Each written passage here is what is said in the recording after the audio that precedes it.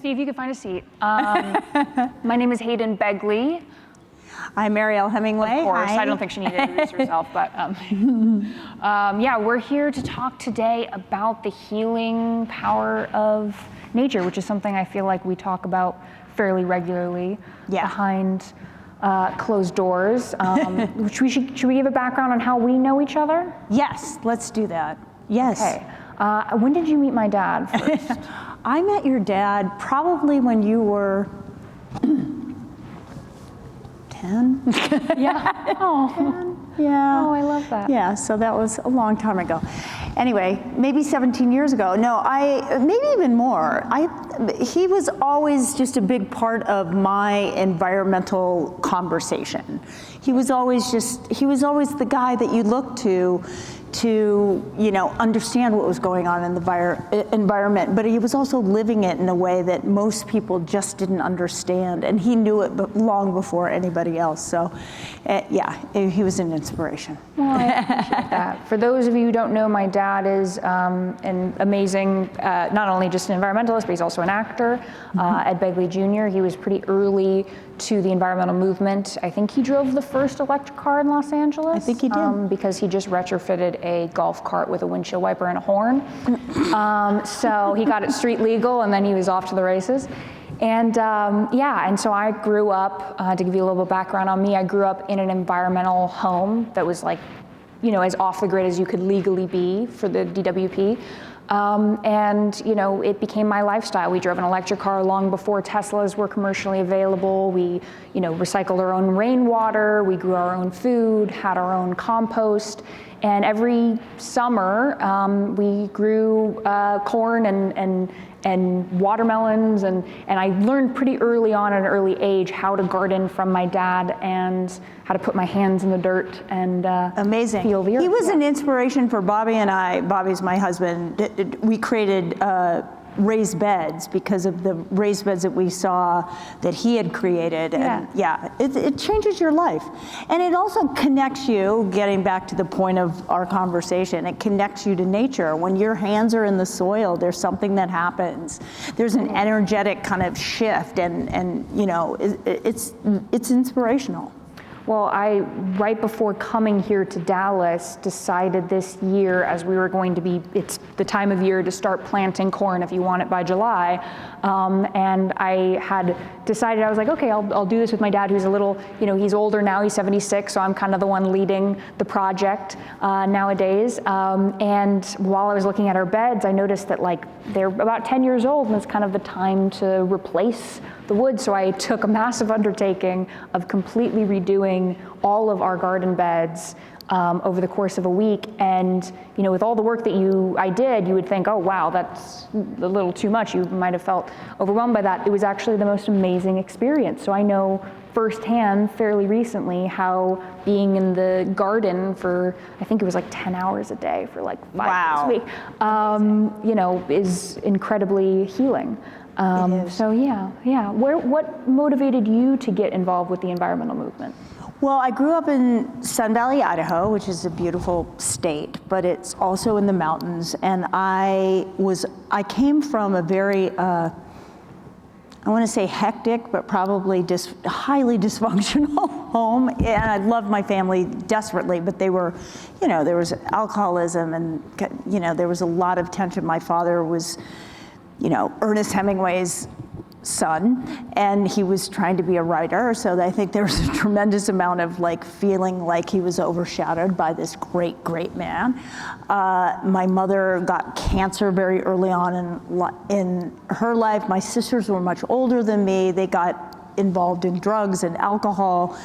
So my parents, the house was was a bit tense, but I didn't know that was not normal, but I did know that nature was my absolute healer. I went outside, I spent hours and hours in the forest, hiking.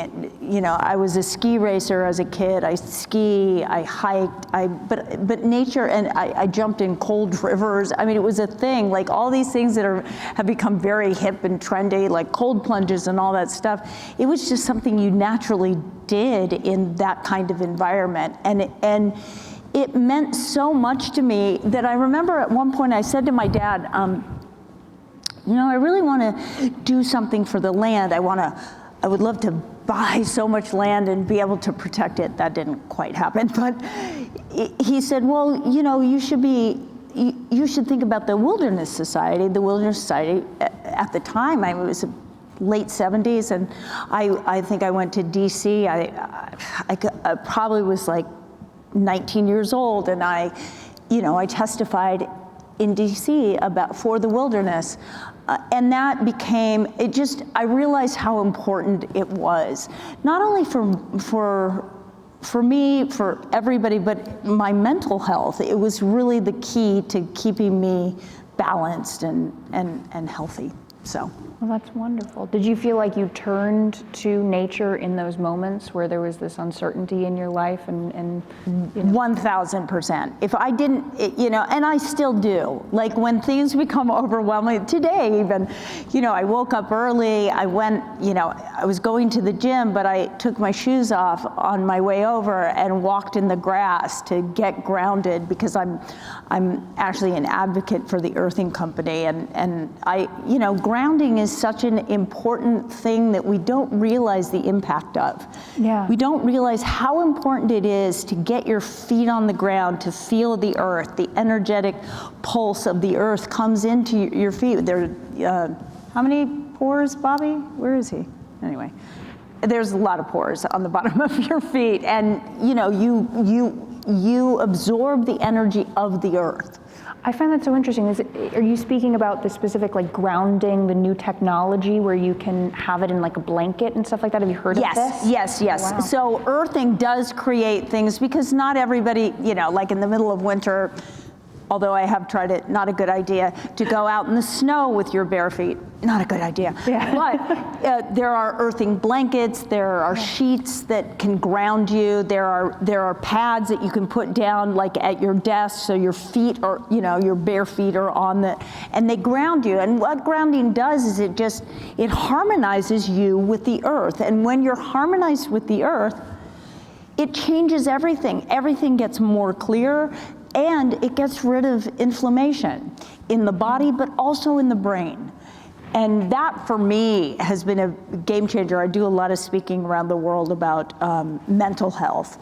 And knowing that grounding can help get rid of neuroinflammation, the brain inflammation, that's a huge piece of like getting yourself balanced and feeling good. When did you begin, at what point in your career did you begin turning to not just nature as a healing, but also like alternative medicines and alternative ways, therapies and things like that? I think I always was, I was always searching for something. So I've eaten every way, I've dieted and done things that were like off the wall. I always went to functional doctors. I mean, the funny thing is, for me, is that I spent probably a good portion of my life, my young adult life, to my mid-40s, like, I thought there's a doctor out there, there's a teacher out there, there's somebody out there is gonna tell me what's right for me. And I never realized that it was actually me. I have a story about going and seeing His Holiness the Dalai Lama in India, and it was he who told me, like, literally, he said, he looked at me and he said, "You're okay."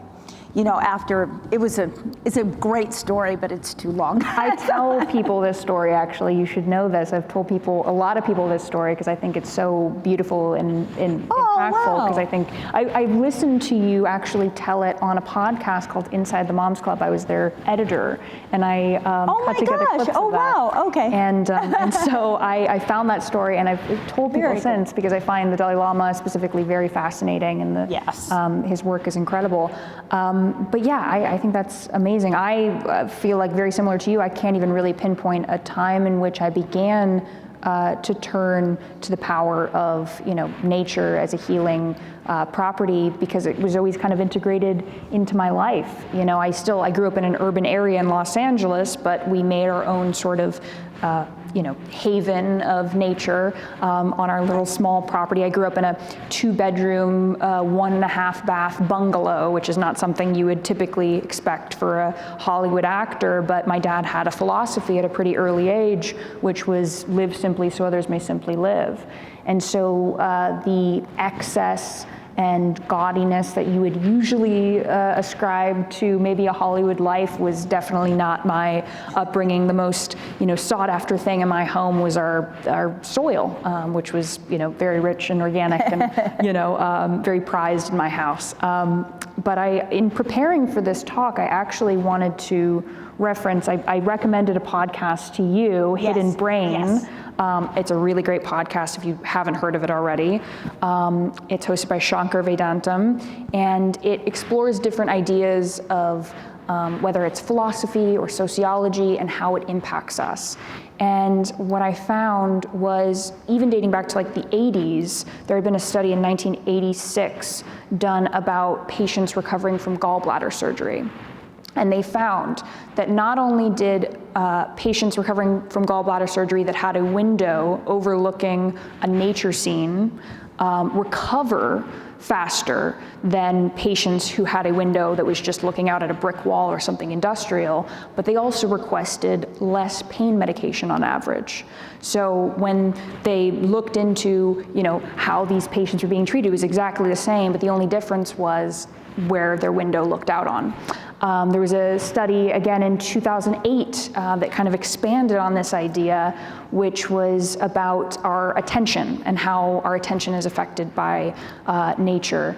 And they had participants do a 50-minute walk prior to trying to memorize a series of numbers, and they found that the participants who went on a nature walk, whether it was enjoyable or not, whether it was in freezing cold or super hot or nice, sunny, mild day, did much better. I think it was a 50% higher rate of memorizing a series of numbers than those who took a walk just through an industrialized area. They even expanded on that in a separate study to show that even being shown a picture of nature versus being shown a picture of a warehouse or something industrial increased your attention, both like conscious awareness and orienting awareness, by 20%. So these things, we think there's something to be said about the placebo effect, right? That we feel better because we think we feel better, but when you have something that's quantitative, like memorization or even healing, I don't think they could think themselves into healing a wound faster. It becomes very compelling to think of. Well, it is a powerful connection, and it is very, very real. Yeah. And it begs us to, as Americans, the way that we educate kids, and they're in industrial rooms with bad lighting and bad air, and they're not going outside. And now some of our public education doesn't have even. They don't even go out for PE or do any of that. And there are other countries like Finland that, they go outside every hour. Yeah, and they integrate it. And they integrate, and all of that. And, included is good food. Like, all of these things make a difference. I think what's happened is we've disconnected our brain and how we think about life, and we've got technology and it's coming at you. I mean, we have this conversation even today. But like, there's so much technology that it's blanking our brains out at different times, and we have to put limits and boundaries around the things that are great. They're great to have, but they're not like. You've got to have some limits around it, because we are so inherently nature, right? Yeah. We think we're innovative capitalists, that we're smarter than nature, and yet how can you be smarter than yourself? It's not even possible, right? We are part of this planet. And I think that that's where the conversation about like environmentalists versus people who don't believe that there's global warming or whatever. And I think that the problem is that the people that don't believe that there's a problem are the ones that haven't really had that aha moment in nature. Yeah. Like to just feel the earth, to understand, like, I'm not saying that none of them have been on the beach, but if they were really paying attention to the earth, you know, to their feet in the sand when they're on vacation, and really understood that it's a part of who they are.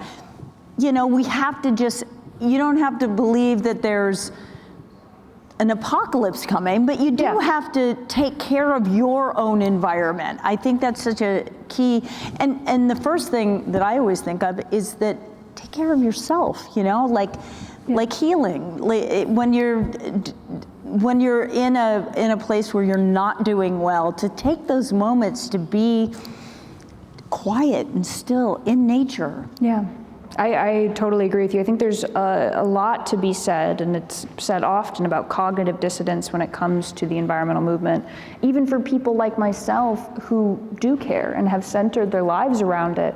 You know, I hear of a terrible flood happening, floods are actually, little known fact, the most deadly climate-fueled natural disaster, because with not just increased rainfall due to ocean warming, but also something called the atmospheric sponge effect, more and more water can be dropped in a single instance on, you know, a specific area than ever before. And so, you know, even I'll hear about a terrible flood somewhere and think, oh, that's awful, and I really do empathize, but it is over there. You know, and people have this idea that it's, oh, well, that's happening over there. And, you know, all of these things that we're seeing have happened historically, they've just become worsened due to these conditions. And they're getting closer. And they're getting closer. It's not so over there anymore. Exactly. You know, I mean, really we went through the fires last year. That's another, like, wait, what?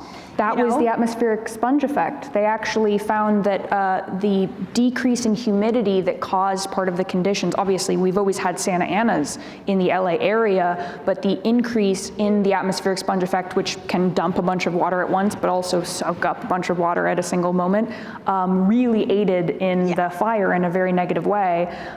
You know, and that's the growing issue. Even if you live somewhere and you think you're isolated, you know, I have, my boyfriend's family is from Texas. They're you know, multi-generational Texans, and they have a ranch down in South Texas that has had a major drought over the last couple of years, you know, and up until recently, they were not really affected by these types of things. And now they are seeing, oh, this is the data that you know, we hear about in the other place, but it's affecting us.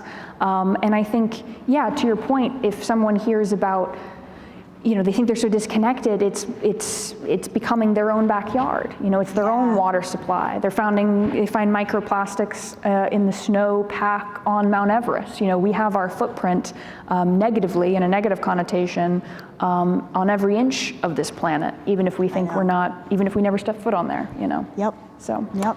Yeah. Well, is there? That sounds awful. No. Yeah. To wrap up, I wanted to ask you, is there anything that you would recommend to people when it comes to trying to find a way to have like nature-fueled healing? Is there something that you've found specifically in your practice through integrating the environment into your everyday life that has worked for you? Well, you know, I'm a big, I have a group, I do something called Return of the Queen, which is I'm trying to be kind of the inspiration for some women to like really connect with themselves. And I only do it for women because I am a woman. I can speak to being a woman. I can't speak to being a man. But, you know, I think it's about, how do you wake up in the morning? Do you take time to be still and quiet? Do you take some moments where you just go and become present?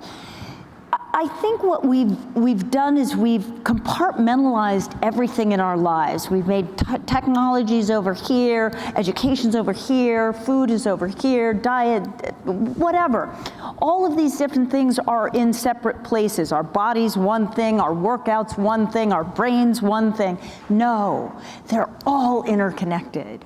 All of it works in concert with everything else. So we have to like really remember that these things work together. So when I talk to these women, I say, like, slow your morning down. Wake up and think of 3 things that you're grateful for. And, you know, make your backyard one of them, or, you know, the ocean or the earth or whatever you want to say, but we have to understand that anything and everything on this planet is interconnected. And that includes our brain, our body, our spirit. And it's why I try to kind of integrate all of those things, because I don't think anything that we're dealing with on the planet is not connected to us. So my whole thing is take care of yourself, right? And that's not a selfish thing. I think we've grown up thinking that, oh my gosh, you know, taking care of yourself is so awful, or it's selfish, or it's... But if we all took care of ourselves, there wouldn't be anybody to take care of. Imagine what would happen. Yeah. Imagine what would happen if we all took care of ourselves and loved ourselves, and then that self-awareness, that self-love, then expanded out to the people that you knew and that you loved. And you don't have to say anything when that happens. It just changes everything. And then there's a ripple effect to how you live your life when you start your day differently. It just, all of a sudden you make better food choices because your body just is slowed down. You're not rushing through your life. You know what I mean? So it sounds incredibly simplistic, but like your dad said. Yeah, live simply so others may say, simply live. Yeah, exactly. No, I agree with you so much. I've found just, you know, also through my father's philosophy, he wrote a book recently, his memoir, which was initiated by me wanting to write down as many stories of his as I could. I just, you know, sat down with him one day and I said, you know, tell me all your memories from ages like 3 to 5. All right, now then 5 to 7. And I kind of went through his life, and when I got to sort of his middle school age, you know, I got busy with work, he was busy with work, and he began to write down some stories of his own. And by the time he, you know, looked up, he was already writing a book. And he wrote this beautiful book. It's called To the Temple of Tranquility and Step on It, which is from a story that he heard about somebody who, you know, is in such a rush to get to tranquility, such a rush to get to nirvana, to enlightenment, that they, you know, miss the whole point. And I think that's something that my father took from his time and being an environmentalist, of just being present in here and now. It's kind of this integrated philosophy into all of everything in his life. So, you know, he's always prioritized and instilled in me this, you know, beauty of being in the present moment. You know, life doesn't start, you know, when you get to the place. You know, the vacation doesn't start when you get to the hotel, it starts in the driveway, right. You know, and it slows you down in such a way that you're forced to have gratitude. Because if the vacation starts in the driveway, you're not gonna get mad at your significant other for the way that they packed the car, you know? And, you know, that's something that I learned from him and carry with me, and I think it's kind of the cornerstone of all of his philosophy and his way to live a symbiotic relationship with the earth, because that's the way the earth operates, you know? Absolutely. The earth only has the present moment and exists in a stillness, even in its, you know, ability to be alive, like with us, you know, we're a representation of it alive. So, yeah, cool. Yeah. I love it. Well, thank you guys for having us today. This has been lovely. And is there anything else you'd like to say? No. We love Earth X, and thank you to Trammell Crow. Yeah, thank you so much.